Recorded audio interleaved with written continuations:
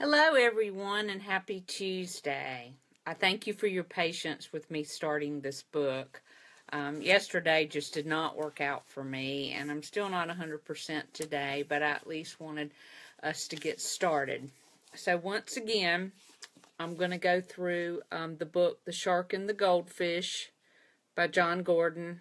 I know this is backwards for you, but at least you can see what it looks like.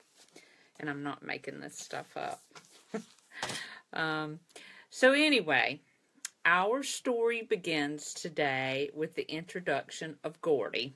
And of course, he's our goldfish, our pet goldfish.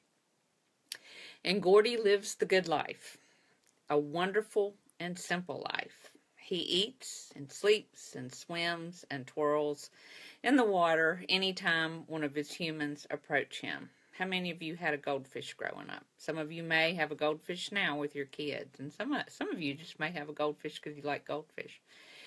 Gordy never wanted for anything, particularly food. I think that's about the only thing we can do with our goldfish is feed them. So, of course, he has a lot of food. It is abundant. He is prosperous, and life is oh so good for Gordy.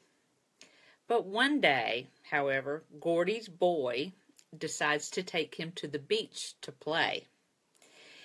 He's swept up in a net, and he's placed in a bucket, and he's taken to the beach, and he's placed in a hole that was dug in the sand, and the hole is filled with water. And even at the beginning of this book, John Gordon has a note saying, yes, he knows that goldfish can't live in salt water, but we just need to get past that and flow with the story. So I'm going to ask you to do the same. Anyway, all was well with Gordy being at the beach until a big wave comes along and crashes onto the beach. It sweeps Gordy out to sea. And of course he cries for help, but no one could hear him, and the boy's family could not find him. Gordy was no longer safe and secure. He was without food and would surely die. He decided to ask the other fish in the ocean for help. Would they please feed him? They only laughed at him and said, "You're just a typical goldfish, always waiting for somebody to feed you." Then, just as Gordy was on the verge of collapse, he met Sammy the shark. Sammy was a nice shark, even though some humans thought that sharks were mean because of a few Jaws wannabes out there.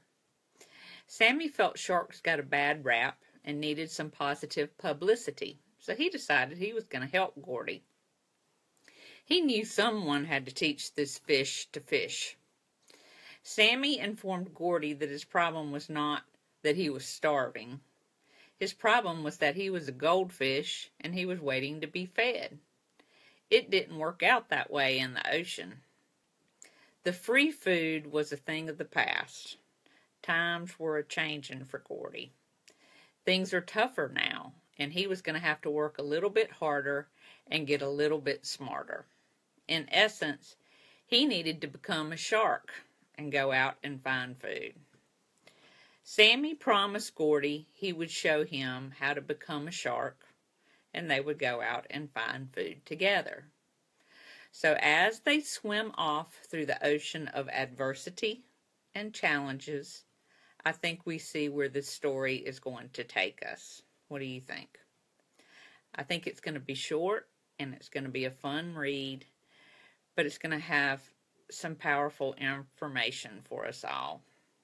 And I will be back with more of that on Thursday. Thank you so much for joining me today and bearing with me. I hope you have a great afternoon. Take care, and I will see you all again soon. Bye.